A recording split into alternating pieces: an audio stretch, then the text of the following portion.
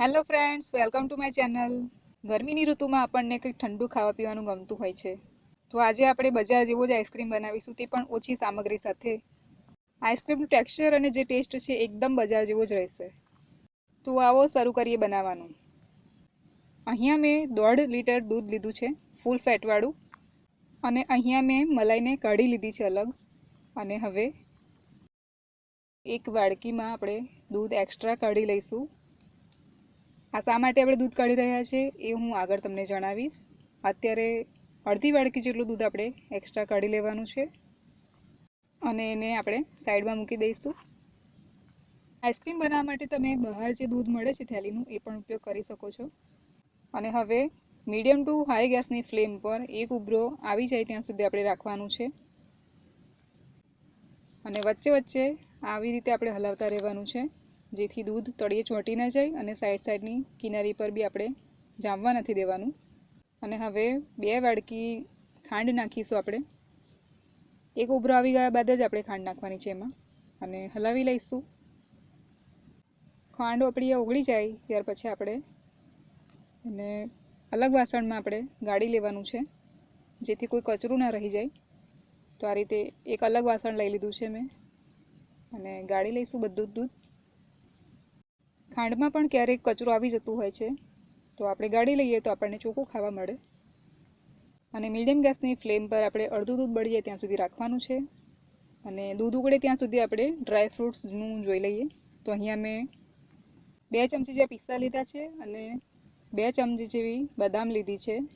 અને કાજુનું પ્રમાણ અહીંયા થોડું મેં વધારે લીધું છે. બજાર જેવી જ બદામ એકદમ સોફ્ટ થઈ જાય આપણા આઈસ્ક્રીમ માટે, તો એના માટે આપણે ગરમ પાણી કરીશું અને એમાં બદામ પલાળી લઈશું જ્યાં સુધી આપણું આઈસ્ક્રીમનું બેટર રેડી થાય છે. તો ઢાંકી દઈશું હવે અને ત્યાંથી એકદમ ફટાફટ આપણા ડ્રાય ફ્રૂટ્સ પલળી જશે અને સોફ્ટ થઈ જશે. તો ગરમ પાણીમાં નાખી દઈશું દ્રાક્ષને પણ અને ઢાંકી દઈશું. જે દૂધ આપણે કાઢ્યું હતું એમાં 5 ચમચી કસ્ટર્ડ પાવડર એડ કરીશું. આપણે આઈસ્ક્રીમ કસ્ટર્ડ પાવડર અને દૂધથી જ બનાવી. કસ્ટર્ડ પાવડર એડ કરીએ ત્યારે દૂધનું ટેમ્પરેચર રૂમ ટેમ્પરેચર હોવું જોઈએ. કસ્ટર્ડ પાવડર મિક્સ થઈ ગયો છે સારી રીતે દૂધમાં. અને હવે એના પહેલાં આપણે આ રીતે ગાળીને જ નાખવાનું છે અંદર, જેનાથી કોઈ કચરું એડ ન થાય. કસ્ટર્ડ પાવડરવાળું દૂધ આપણે જ્યારે એડ કરીએ ત્યારે ગેસની ફ્લેમ એકદમ ધીમી કરી દેવાની અને નાખ્યા બાદ તરત જ આપણે હલાવી લેવાનું છે અને 5 મિનિટ માટે આપણે ઉકાળી લેવાનું છે મીડિયમ ગેસની ફ્લેમ પર. અને તમે કન્સિસ્ટન્સી જોઈ શકો છો અહીંયા કે થિકનેસ એની કેટલી જબરજસ્ત રેડી થઈ છે. તો આ રીતની થિકનેસ આપણી હોવી જોઈએ. ગેસ બંધ કરી દઈશું. ઠંડુ થઈ જાય એના માટે આવા પહોળા વાસણની અંદર પાણી એડ કરીને એને મૂકી દઈશું ઠંડુ થવા માટે. તો અડધા જ કલાકની અંદર આપણે દૂધ ઠંડુ થઈ જશે. આપણે જે બદામ પલળવા મૂકી હતી તો એકદમ સરસ રીતે પલળી ગઈ છે અને એની સાઇઝ તમે જોઈ શકો છો કે કેટલા મોટા શેપમાં થઈ ગઈ છે. જ્યારે આપણને ઉતાવળ હોય ત્યારે ગરમ પાણીમાં જ આ રીતે પલાળી દેવાની. અને હવે બદામના છોતરા આપણે ઉતારી લઈશું. તો એકદમ આપણી બદામ પરફેક્ટ પલળી ગઈ છે, તો છોતરા પણ એને એકદમ રિમૂવ ફટાફટ થઈ જશે. તો બધા જ બદામના આપણે છોતરા કાઢી લીધા છે અને આ જે પાણી છે એને આપણે ફેંકી નહીં દેવાનું, પણ ફૂલ છોડ માટે ખૂબ જ ઉપયોગી છે આ પાણી. તો આ પાણીની અંદર થોડું વધારે એક્સ્ટ્રા પાણી એડ કરીને એ નાખી દેવાનું ફૂલ છોડમાં. આ રીતે લાંબા પીસમાં પણ તમે કટ કરી શકો છો. તમે જોઈ શકો છો અહીંયા કે એકદમ પતલી પતલી સ્લાઇસ એની કટ થઈ છે. ત્યારબાદ કાજુને આપણે હાથથી જ તોડી લઈશું. ચપ્પાની જરૂર નથી. આપણે આ રીતે પાડિયા કરીને નાના નાના ટુકડા એના કરી લઈશું. આ રીતે સમય પણ બચી જશે અને આપણું દૂધ ઠંડુ થઈ ગયું છે, તો આ રીતે હલાવી લઈશું. અને તમે જોઈ શકો છો કે ઠંડુ થયા પછી એ કેટલું ઘટ્ટ થઈ ગયું છે. આપણે જે મલાઈ કાઢી લીધી હતી એ મલાઈને હવે તો મલાઈને આપણે હલાવીને આ રીતે એડ કરી લઈશું. અને વેસ્ટ ના જાય આપણી મલાઈ, એટલે થોડું દૂધ એડ કરીને એને પણ આપણે એડ કરી લઈશું ફરી. મલાઈથી આપણું આઈસ્ક્રીમ એકદમ બજાર જેવું ક્રીમી થશે. અને હલાવી લઈશું બરાબર રીતે, જેથી મિક્સ થઈ જાય બધી જ મલાઈ. આ રીતથી બનાવશો તો પરફેક્ટ બજાર જેવું બનશે અને એક્સ્ટ્રા કોઈ પણ સામગ્રીની જરૂર નહીં પડે. ફ્રીજમાં 3 થી 4 કલાક માટે રાખવાનું છે. અને ફ્રીજ 3 થી 4 કલાક થઈ ગયા છે અને ખોલીને જોઈએ તો આપણું આઈસ્ક્રીમ જે બનાવવાનું છે આ રીતનું રેડી થયું છે અને હવે એને મિક્સરમાં આપણે હલાવી લેવાનું છે 3 થી 4 વાર. તો આ રીતે મોટા મિક્સરના કપમાં આપણે કાઢી લઈશું અને હલાવી લઈશું 3 થી 4 વાર.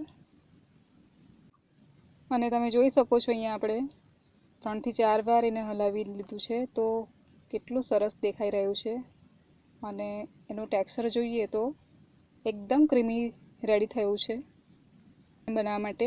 તો અહીંયા મેં એરટાઇટ કન્ટેનર લીધું છે આ રીતે, અને અહીંયા મેં 2 ટાઈપના આઈસ્ક્રીમ બનાવી રહી છું, એક ડ્રાયફ્રૂટવાળું અને એક ચોકલેટી. તો અહીંયા મેં આ રીતનું અડધા ઉપરથી દૂધ લઈ રહી છું અહીંયા, અને એમાં આપણે ડ્રાયફ્રૂટ્સ જે કટ કર્યા હતા એ એડ કરી દઈશું.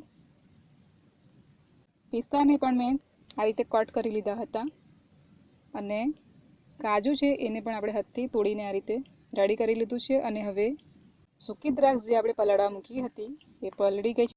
આઈસ્ક્રીમના બેટરની અંદર હવે આપણે કાજુના પીસીસ એડ કરી દઈશું. આ રીતે ભભરાવીને આપણે નાખી દેવાનું છે જેથી બધા જ બેટરમાં એડ થઈ જાય. અને હવે પિસ્તાને પણ એડ કરી દઈશું આપણે હવે આ રીતે, અને હવે હલાવી લઈશું જેથી આઈસ્ક્રીમના બેટરમાં પરફેક્ટલી મિક્સ થઈ જાય બધું જ. દ્રાક્ષ જે આપણે પલાળીને રાખી હતી એને એડ કરી દઈશું. અને હા, આપણે બધું જ ડ્રાયફ્રૂટ્સ અને સૂકી દ્રાક્ષ એડ નથી કરી દેવાની, એને આપણે પાછળથી પણ ગાર્નિશ કરવાનું છે, તો થોડું બચાવીને રાખવાનું છે. એને હવે એડ કરી દઈશું ઉપર, સ્પ્રિંકલ કરી લઈશું સારી રીતે, તો જે એનો લુક છે એકદમ જોરદાર લાગે. અને આઈસ્ક્રીમનું જે બેટર આપણે રેડી કર્યું છે એની થિકનેસ તમે જુઓ કે આટલું બધું આપણે ઉપરથી નાખીએ છીએ તો એ છતાંય એ ફટાફટ અંદર ડૂબી નથી જતું.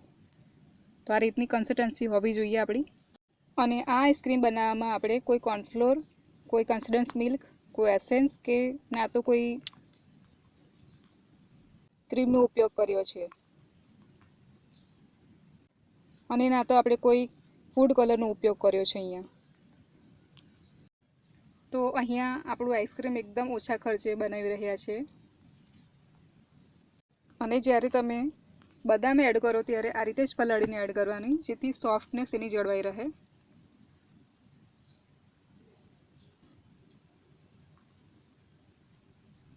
અને પ્રોપર ઠરી જાય એ રીતે આપણે 6 કલાકની આસપાસ આપણે રવા દેવાનું છે. અને જે મિલ્ક આપણે બચાવીને રાખ્યું હતું એનાથી હવે ચોકલેટી આઈસ્ક્રીમ બનાવીશું. તો ચોકલેટી આઈસ્ક્રીમ બનાવવા માટે આપણે ફક્ત કોકો પાવડરનો ઉપયોગ કરીશું, અને 2 ચમચી જેટલો જ કોકો પાવડર આપણે લઈશું. તો કોકો પાવડરને પણ મેં અહીંયા ચાળીને જ વાપર્યો છે, અને હવે હલાવી લઈશું. તો એને પણ આપણે મિક્સર જારમાં એડ કરીને 3 થી 4 વાર હલાવી લેવાનું છે. મિક્સર જારમાં આ રીતે આપણે હલાવવાથી આઈસ્ક્રીમ જેવું ટેક્સચર રેડી થશે અને એકદમ સારી રીતે દૂધમાં મિક્સ થઈ જશે.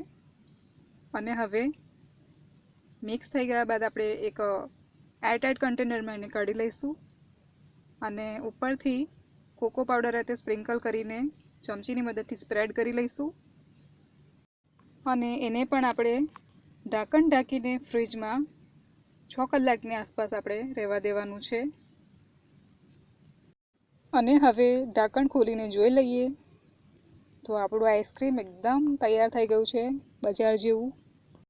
તો જોઈને જ ખાવાનું મન થઈ જાય એ રીતનું આપણું આઈસ્ક્રીમ બનીને રેડી થઈ ગયું છે. અને આપણે આઈસ્ક્રીમ સ્કૂપ વગર જ કાઢવાના છે, એકદમ સિમ્પલ રીતે. તો ઘરમાં રહેલો આવો ઊંડો ચમચો લઈ લેવાનો છે એક, અને આ રીતે ગોળ ગોળ ફેરવતું જવાનું છે ધીમે ધીમે.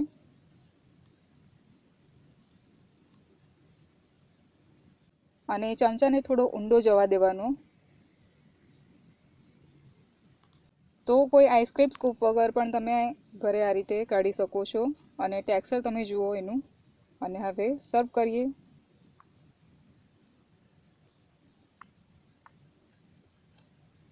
અને હવે ચોકલેટી આઈસ્ક્રીમને વધુ ટેસ્ટી બનાવવા માટે ચોકલેટી સિરપ આ રીતે એડ કરીશું. અને ડ્રાયફ્રૂટ કસ્ટર્ડ આઈસ્ક્રીમ પણ આપણું બજાર જેવું જ રેડી થયું છે. તમે એનું ટેક્સચર જોઈ શકો છો અહીંયા. અને હવે સર્વ કરીએ. જો તમને આ વિડીયો ગમી હોય તો એક લાઇક કરજો, ફ્રેન્ડ્સ ફેમિલી સાથે શેર કરજો અને મારી ચેનલને સબસ્ક્રાઈબ જરૂરથી કરજો. અને મળીએ બીજી રેસીપી સાથે. આવજો.